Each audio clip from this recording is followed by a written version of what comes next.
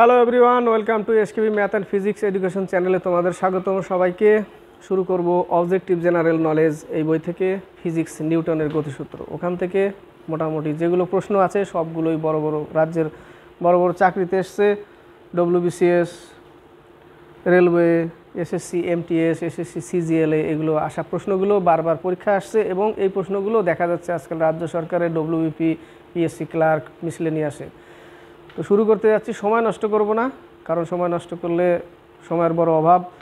তো সরাসরি শুরু করি। 1 থেকে 3 পর্যন্ত জিকে দেখছো। জিকে বলতে ফিজিক্সের প্রশ্ন বারবার আসা। দেখো ডব্লিউবিসিএস প্রিলিতে এসেছিল 2015 প্রথম প্রশ্ন, দ্বিতীয় প্রশ্ন 2014, তৃতীয়টা 2015 মেন পরীক্ষায় এসেছিল। এক নম্বর প্রশ্নের উত্তর: যখন একটি বলকে নিরক্ষীয় অঞ্চল থেকে পৃথিবীর মেরুর দিকে নিয়ে যাওয়া যায় তখন তার, অর্থাৎ নিরক্ষীয় অঞ্চলে কোনো বস্তুর ভার কি 0। এবার নিরক্ষীয় অঞ্চল থেকে যদি মেরুর দিকে নিয়ে যাওয়া যায় তাহলে বস্তুর উপর কী হবে? বস্তুর ওজন বৃদ্ধি পাবে, অর্থাৎ ত্বরণের মান বৃদ্ধি পাবে এবং বস্তুর ওজন বৃদ্ধি পাবে। সি নম্বর অ্যান্সার। আরেকবার শোনো, নিরক্ষীয় অঞ্চলে সেখানে বস্তুর ওজন যেটা ভার সেটা কি? সেখানে 0 হয়ে যায়, কারণ সেখানে ত্বরণের মান নেই। এবার নিরক্ষীয় অঞ্চল থেকে যদি আমি মেরুর দিকে নিয়ে যাওয়া যায়, যত যাব তত বস্তুর ওজন বাড়তে থাকবে, অর্থাৎ বস্তুর ভার বাড়তে থাকবে। তো মেরুতে নিয়ে গেলে তখন তার কি হবে? তখন তার ওজন বৃদ্ধি পায়, অর্থাৎ তার ভারে বৃদ্ধি পাবে। সি নম্বর অ্যান্সার। 2 নম্বর, নিউটনের তৃতীয় সূত্র সরাসরি কোন সংরক্ষণ সূত্রের সংজ্ঞা দেয়? ভরবেগ সংরক্ষণ। এ নম্বর অ্যান্সার। নিউটনের তৃতীয় সূত্র হচ্ছে রৈখিক ভরবেগ সংরক্ষণ। রকেট যেটা উৎক্ষেপণ হয় সেটাও রৈখিক ভরবেগ সংরক্ষণ। উত্তর এ নম্বর। 3 নম্বর, একটি গাড়ি রাস্তা দিয়ে 60 কিলোমিটার/আওয়ার সমবেগে ছুটে আসছে, গাড়িটির উপর মোট কার্যকর বল হয় 0। ডি নম্বর অ্যান্সার। 0 কেন? কারণ সমবেগে ছুটছে, কোনো বেগের পরিবর্তন হয়নি, সেই জায়গাটা কোনো বেগের পরিবর্তন হয়নি, ইলেকট্রিসিটি চলে গেছে। তো বেগের পরিবর্তন কখন হবে? যদি বল প্রয়োগ করি, এবং বেগের পরিবর্তন হলেই ত্বরণ উৎপন্ন হবে। আমরা জানি নিউটনের সূত্রে যে ভরবেগের পরিবর্তন সেই দিকেই ঘটে। কখন? যখন আমি বল যেদিকে প্রয়োগ করব ভরবেগের পরিবর্তনও সেই দিকে ঘটবে এবং ত্বরণের মানও সেই দিকে উৎপন্ন হবে। এক্ষেত্রে 60 কিলোমিটার/আওয়ারের সমবেগে চলছে, সমবেগে, অর্থাৎ বেগের কোনো পরিবর্তন হয়নি, অর্থাৎ বল প্রয়োগ করলে তবে বেগের পরিবর্তন হবে, অর্থাৎ ত্বরণ উৎপন্ন হবে। ত্বরণ উৎপন্ন হয়নি, তাই এখানে মোট কার্যকর বল কী হবে? 0 হবে। ডি নম্বর অ্যান্সার। 4 নম্বর আর 5 নম্বর। 4 নম্বর প্রশ্ন দেখো, নিম্নলিখিত কোনটি নিউটনের তৃতীয় গতিসূত্রের উদাহরণ? সি নম্বর, রকেট উৎক্ষেপণ। সেটা হচ্ছে নিউটনের তৃতীয় সূত্রের গতিসূত্রের উদাহরণ। সি। 5 নম্বর, বলের সংজ্ঞা পাওয়া যায় নিউটনের কোন গতিসূত্র থেকে? বলের সংজ্ঞা পাওয়া যায় নিউটনের প্রথম গতিসূত্র থেকে, এবং বলের পরিমাপ F=ma, বলের পরিমাপ পাওয়া যায় নিউটনের দ্বিতীয় সূত্র থেকে। 6 থেকে 9 দেখো, কোনো বস্তুর ভর ও ত্বরণের গুণফল বস্তুটির উপর প্রযুক্ত বলের সমানুপাতি। সূত্রটাই তুলে দেওয়া, যে কোনো বস্তুর ভর ও ত্বরণের গুণফল বস্তুটির উপর প্রযুক্ত বলের সমানুপাতি। ড্যাশের যে জায়গায় সেই জায়গায় বল হবে। উত্তর এ নম্বর।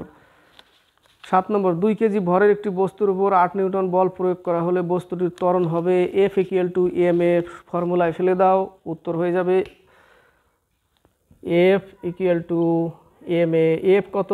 8 নিউটন, M কত? 2, এর মান বের করতে বলেছে =a, অর্থাৎ 4। উত্তর কত? 4। 8 নম্বর, কোন বিজ্ঞানী সর্বপ্রথম পরীক্ষামূলকভাবে সার্বজনীন মহাকর্ষীয় ধ্রুবক জি, বড় হাতের জি, এর মান নির্ণয় করেছিলেন? ক্যাভেন্ডিশ। এ নম্বর অ্যান্সার। 9 নম্বর, নিউটনের প্রথম সূত্রের অপর নাম হলো জাড্ডের সূত্র। বি নম্বর। কার সূত্র? কিসের সূত্র? জাড্ডের। প্রথম সূত্র থেকে বলের সংজ্ঞা পাওয়া যায়, দ্বিতীয় সূত্র থেকে বলের পরিমাপ পাওয়া যায়। 10 থেকে 12। 10 নম্বর প্রশ্ন দেখো, নিম্নলিখিত কোন রাশির সংরক্ষণ সূত্রের উপর ভিত্তি করে রকেট কাজ করে? রৈখিক ভরবেগ। সি নম্বর অ্যান্সার। 10-এর সি, রৈখিক ভরবেগ সংরক্ষণের নিয়মে রকেট উৎক্ষেপণ হয়। 11 নম্বর, চাকায় থাকা বল বিয়ারিংয়ের কাজ কি? চাকায় থাকা বল বিয়ারিংয়ের কাজ হচ্ছে চল ঘর্ষণকে ঘূর্ণায়মান, অর্থাৎ চল ঘর্ষণকে রোলিং ঘর্ষণে রূপান্তরিত করা। বি নম্বর অ্যান্সার। 12 নম্বর, রকেট কোন নীতিতে কাজ করে? এখানে দেখো সূত্র দিয়ে দিয়েছে, রকেট নিউটনের তৃতীয় সূত্র। এ নম্বর অ্যান্সার। 13-14। 13 নম্বর, ক্রিকেট খেলার সময় কোনো বল ক্যাচ করার সময় ফিল্ডার বল ধরার সাথে সাথেই হাতকে পিছনে নিয়ে সরিয়ে নিয়ে যায়, কোন সূত্রের মাধ্যমে এই ঘটনা ব্যাখ্যা করে নিউটনের দ্বিতীয় গতিসূত্রের উদাহরণ? নিউটনের দ্বিতীয় গতিসূত্র, ইম্পালস, আবেগের ওখানে দেখবে এই ক্যাচ ধরার ব্যাপারটা আছে। হাতে যেন ব্যথা না লাগে তার জন্য কি করে, তার যে বল যে হাতে পড়ছে তার গতিকে কি করছে, হ্রাস করে দিচ্ছে, গতিকে হ্রাস করে দিচ্ছে। তো 13 হচ্ছে বি নম্বর, নিউটনের দ্বিতীয় গতিসূত্র।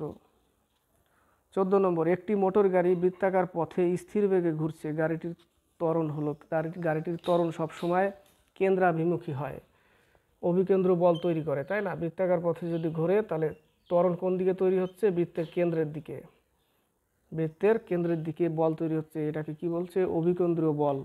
আর বাইরের দিকে যেটা সেটা অপকেন্দ্রীয় বল।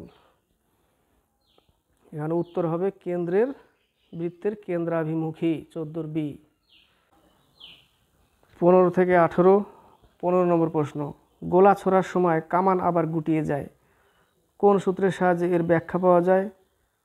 এটা হচ্ছে নিউটনের তৃতীয় গতিসূত্র, প্রত্যেক ক্রিয়ার বিপরীত প্রতিক্রিয়া, নিউটনের তৃতীয় গতিসূত্র। 16 নম্বর, কোনো দরজা সহজে খুলতে হলে তার হাতলটিকে কোথায় লাগাতে হবে? কবজা থেকে দূরে লাগাতে হবে। এখানে কোনোটি না দিয়েছে, কারণ কবজা থেকে দূরে লাগাতে হবে। এখানে যদি কবজা থাকে তাহলে হাতল এখানে লাগালে সব থেকে কম বল প্রয়োগ করতে হবে, তাই না? এই জায়গাটা যত কাছে নেবে কবজার কাছে তত বল বেশি প্রয়োগ করতে হবে। আমরা ঘরের দরজার হাতল কোথায় লাগাই? কবজা থেকে দূরে লাগাই, কিন্তু এখানে বলেছে যে কবজার বিপরীত দিকের মধ্যবিন্দু থেকে দূরে। এবার বিপরীত দিকে কোনটাকে বলবো, তাই না? বিপরীত তো কবজা তো এটা, তাই না? এবার কবজা থেকে দূরে লাগাতে হবে। প্রশ্ন হচ্ছে, উত্তর হচ্ছে কবজা থেকে দূরে, কিন্তু এখানে বলেছে কবজা থেকে বিপরীত দিকে। বিপরীত দিকে বলতে কোন দিকে, তাই না? উত্তর হবে কোনোটিই না, 16 ডি। 17 নম্বর, এক টুকরো পাথরকে কোনো উঁচু বাড়ির ছাদ থেকে নিচের দিকে ফেলে দিলে কখন তার গতিশক্তি সর্বোচ্চ হবে? একদম মাটি স্পর্শ করার আগের মুহূর্তে গতিশক্তি সর্বোচ্চ হবে। এবং স্থিতিশক্তি কখন বেশি? যখন বলটি ছাড়া হয়েছিল তখন স্থিতিশক্তি যেটা তখন কম ছিল, 0 ছিল। এবং গতিশক্তি সর্বোচ্চ কখন? একদম মাটিতে স্পর্শ করার আগের মুহূর্তে। ঠিক আছে, এবার উল্টো দিক থেকে যদি আমি ধরি, নিচ থেকে ছুড়লাম কোনো কিছু, গতিশক্তি সব থেকে যখন ছুড়বো তখন বেশি, এবং যখন উপরে গিয়ে তখন স্থিতিশক্তি 0 হয়ে যাবে, কিছুক্ষণের জন্য বস্তুটি দাঁড়াবে ওই জায়গাটা। ক্লিয়ার? মাটি স্পর্শ করার ঠিক আগের মুহূর্তে, সি নম্বর অ্যান্সার। 18 নম্বর, নিম্নলিখিত কণাগুলি যদি একই গতিশক্তি নিয়ে চলতে থাকে তাহলে সব থেকে বেশি ভরবেগ কার? প্রশ্নটা পরের পাতায়। 18 নম্বরের প্রশ্নটা দেখো, এখানে প্রশ্নটা ছিল যে নিম্নলিখিত কণাগুলি যদি একই গতিশক্তি নিয়ে চলতে থাকে তাহলে সবচেয়ে বেশি ভরবেগ কার হবে? আলফা কণা। আলফা কণা পজিটিভ, তার ভর বেশি। আলফা কণা পজিটিভ, ভর বেশি, ঠিক আছে? সেই জন্য আলফা কণার ভরবেগ বেশি হবে। 18 ডি নম্বর অ্যান্সার। 19 থেকে 20, 19-20, স্থির অবস্থায় থাকা একটি বোমা বিস্ফোরিত হয়ে অনেকগুলি ছোট ছোট খণ্ডে বিভক্ত হয়ে যায়, খণ্ডগুলির একত্রিত ভরবেগ কত? ভরবেগ সংরক্ষণ নিয়ম অনুসারে ভরবেগ 0। যখন ছিল বম, যখন ফাটে তখন অনেক টুকরো হয়, তাই না? অনেক টুকরো হয়। এবার ভরবেগ, এবার এগুলোকে একত্রিত করলে তার যে ভর, তার যে ভরবেগ, কি বলেছে প্রশ্ন? খণ্ডগুলির একত্রিত ভরবেগ কত? ভরবেগ হচ্ছে 0, কারণ ভরবেগ 0 করতে হলে, 0 কেন হবে? কারণ এর যে ভরবেগ আর একত্রিত করার ফলে যে ভরবেগ, এটা দুটোই কিন্তু ইকুয়াল হবে, কারণ কণাগুলোর ভর কমে গিয়ে, ছোট ছোট কণাগুলোর ভর কমে গিয়ে তার বেগ বেড়ে যাবে, তাই না? ভর কমে গিয়ে কি হবে? তার বেগ বেড়ে যাবে। এদিকে বস্তুর ভর বেশি, বড়টার তার বেগ কম, বোঝা গেল? তার ফলে কি হবে? ভরবেগ সমান থাকবে। একটা উদাহরণ দিচ্ছি, ধরে নাও এখানে একটা ভ্যান গাড়ি, 3 চাকার ভ্যান গাড়ি এখানে দাঁড়িয়ে আছে, এখান থেকে কোনো একটা ট্রাক এসে একে টক্কর মারলো, তাহলে এই ভ্যানটা, এর ভর হচ্ছে ছোট এম, এর হচ্ছে বড় এম, এর যে একটা বেগ, তার তুলনায় টক্কর খেলে এর বেগ কিন্তু অনেক স্পিডে যাবে, তাই না? অনেক স্পিডে যাবে, তাহলে ভর সাথে এর বেগ বেশি হয়ে যাবে, তাহলে ভর ইন্টু বেগ, আর এর হচ্ছে ভর বড় হাতের, এর কিন্তু বেগ কম ছিল, তাই না? এর বেগ কম ছিল, ভর বেশি ছিল, বেগ কম ছিল, গুণফল ভরবেগ, আর এর ভর কম, মানে ভর কম ছিল, বেগ বেশি হয়ে গেল, দুটো ইকুয়াল হবে। ঠিক আছে, এটাকেই বলে ভরবেগ সংরক্ষণের নিয়ম। দুটো কি হবে? ইকুয়াল হবে। এই জায়গাটাও সেম, এর যখন একা ছিল তখন ভর বেশি ছিল, কিন্তু যখন ছোট ছোট হয়ে গেল তখন প্রত্যেকটা ছোট এম তৈরি হলো, কিন্তু এর বেগ বেশি ছিল, ফাটার ফলে বেগ বেশি হয়ে গেল না, ছোট ছোট কণা। তো তার ভর আর বেগ গুণ করে, আর এর ভর আর বেগ গুণ করলে ইকুয়াল হয়, তাই বলেছে ভরবেগ শূন্য। এটাকে মনে করো। বোঝাতে পারলাম?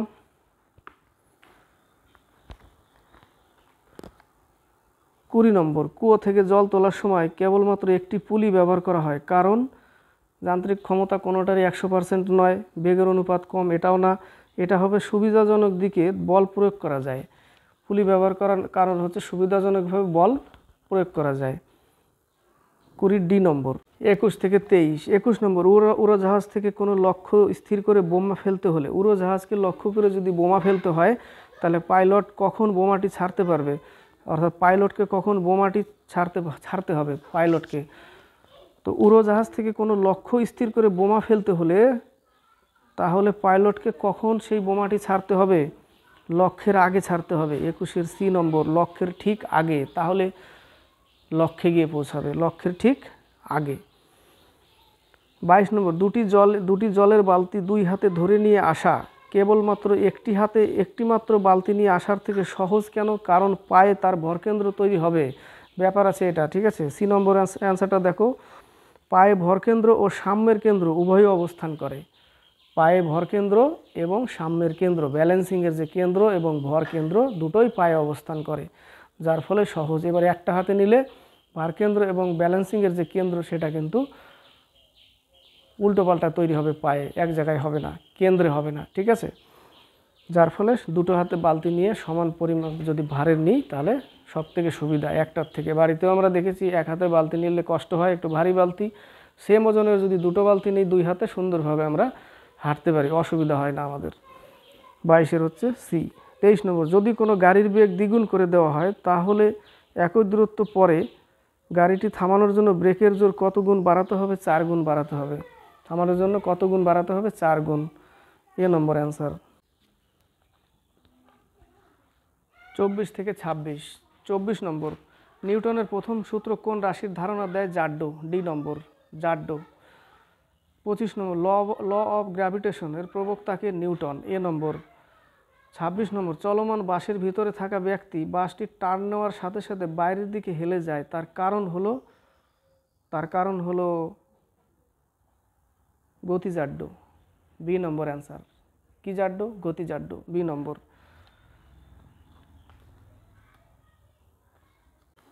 27 থেকে 29। 27 নম্বর, দুটি বস্তু এ ও বি এর ভর যথাক্রমে এর হলো m আর বি এর হচ্ছে 5m, একই সময় ধরে সমান বল এদের উপর প্রয়োগ করা হলে, সমান বল প্রয়োগ করা হচ্ছে, তাহলে বি নম্বর অ্যান্সার দেখো, এ ও বি এর ভরবেগ সমান হবে, এ ও বি এর ভরবেগ সমান হবে। ডব্লিউবিসিএস প্রিলিতে 2010 সালে এসেছিল। 28 নম্বর, একটি মালবাহী ট্রাক এবং একটি খালি ট্রাক কম বেগে চলছে। ট্রাক দুটির গঠন হুবহু একই হলে মালবাহী ট্রাকটিকে থামাতে বেশি বল প্রয়োগ করতে হয়, এর থেকে কোন সূত্রটি প্রমাণিত হয়? দ্বিতীয় সূত্র, নিউটনের দ্বিতীয় সূত্র, সি নম্বর অ্যান্সার। 29, বলের অধীনে গতিশীল একটি বস্তুর উপর থেকে কোনো মুহূর্তে বল সরিয়ে নিলে বস্তুটি কি হবে? বস্তুটি সমবেগে চলতে থাকবে। যদি বল সরিয়ে নেওয়া হয় তাহলে বস্তুটি কি হবে? সমবেগে চলতে থাকবে, কারণ বল সরিয়ে নিলে সমবেগে, এই কারণেই ত্বরণ সৃষ্টি হবে না, সমবেগে চলতে থাকবে বল সরালে, সূত্র অনুসারে, তাই না? বল প্রয়োগ যদি না করি বস্তু চিরকাল কি হবে? একই বেগে চলতে থাকবে। বি নম্বর অ্যান্সার, 29-এর বি। 30 থেকে 32। 30 নম্বর, ক্রিয়া ও প্রতিক্রিয়া পৃথক বস্তুতে প্রযুক্ত হয়। একই বস্তুতে ক্রিয়া প্রতিক্রিয়া হয়, পৃথক বস্তুতে তুমি যদি কাউকে চর থাপড় মারো তাহলে ক্রিয়া হবে তার উপরে, প্রতিক্রিয়া হবে তোমার উপরে। তাহলে ক্রিয়া ও প্রতিক্রিয়া পৃথক বস্তুতে প্রযুক্ত হয়। কোন বস্তুতে? পৃথক বস্তু, আলাদা আলাদা বস্তুতে। 31 নম্বর, বাইরের থেকে কোনো গতিশীল বস্তুর উপর গতির অভিমুখে বল প্রয়োগ করলে বস্তুটির ভরবেগ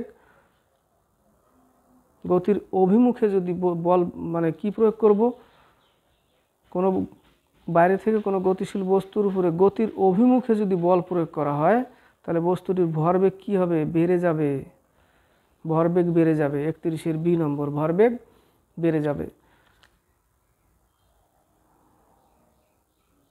32 নম্বর, টেবিলের উপর তোমার একটি বই স্থির অবস্থায় সাম্য বজায় রেখেছে, কারণ হচ্ছে বইটির উপর ক্রিয়াশীল সমস্ত প্রকার বলের লব্ধি শূন্য। টেবিলের উপর তোমার একটি বই স্থির অবস্থায় সাম্য বজায় রেখেছে, মানে স্থিরতা বজায় রেখেছে, এর কারণ হচ্ছে বস্তুর উপরে যে ক্রিয়াশীল সমস্ত প্রকার বল তার লব্ধিমান কত, 0, 0। সি নম্বর অ্যান্সার। 33 থেকে 36। 33 নম্বর, নিউটনের কোন গতিসূত্র থেকে ভরবেগের নিত্যতা সূত্রটি প্রতিষ্ঠিত হয়? তৃতীয় সূত্র। 33-এর সি, ভরবেগের নিত্যতা সূত্র মেনে চলে তৃতীয়। 33-এর সি। 34 নম্বর, নিউটনের কোন গতিসূত্র থেকে বলের পরিমাপ পাওয়া যায়? দ্বিতীয় গতিসূত্র থেকে। প্রথমটা বলের সংজ্ঞা, দ্বিতীয়টা বলের পরিমাপ। বি নম্বর অ্যান্সার। 35 নম্বর, হালকা বস্তুর তুলনায় ভারী বস্তুর জাড্য বেশি। হালকা বস্তুর তুলনায় ভারী বস্তুর জাড্য সবসময় কি, বেশি। বি নম্বর। 36 নম্বর, তোমার কাছে দুটি বল আছে, প্রথম বলটির ভর হচ্ছে 40 গ্রাম, আর দ্বিতীয় বল, এটা হচ্ছে ফার্স্ট বল, এর হচ্ছে 40 গ্রাম, আর এটা হচ্ছে সেকেন্ড, এর হচ্ছে 80 গ্রাম। 80 গ্রাম। প্রথম বলটিকে 10 সেন্টিমিটার পার সেকেন্ড, প্রথমটা হচ্ছে 10 সেন্টিমিটার পার সেকেন্ড, এটা বেগ, আর দ্বিতীয়টা হচ্ছে 5 centimetre per second, centimetre per second, centimetre per second বেগে ছোড়া হলো। এখন প্রথম বলটির ভরবেগ কি হবে? দেখো, প্রথম বলটির ভরবেগ, এটা হচ্ছে ভর, এটা হচ্ছে ভর, এটা হচ্ছে বেগ 400, এটা হচ্ছে দ্বিতীয়টার ভর, বেগ হচ্ছে 5, এও তো 400, কি হবে, সমান হবে। উত্তর কি হবে? দ্বিতীয় বলটির ভরবেগের সমান। এ নম্বর অ্যান্সার, দ্বিতীয় বলটির ভরবেগের সমান হবে। তো প্রিয় স্টুডেন্ট, আশা করি ভালো লেগেছে ক্লাসটি। নিউটনের গতিসূত্র থেকে প্রশ্ন, 36টি প্রশ্ন, রাজ্য সরকারের সব থেকে বড় চাকরিগুলোতে আসা প্রশ্নগুলো বারবার আসা, এবং আজকাল WBC, miscellaneous, PSC, clerkship, KP, police, এগুলোতেও দেখা যাচ্ছে এই প্রশ্নগুলো বারবার দেওয়া। তো আশা করি ভালো লেগেছে। ভালো লাগলে অবশ্যই লাইক শেয়ার অবশ্যই করবে, কমেন্ট বক্সে কমেন্ট করে পাঠাবে। আজকে এই পর্যন্তই, নেক্সটে আবার আসবে।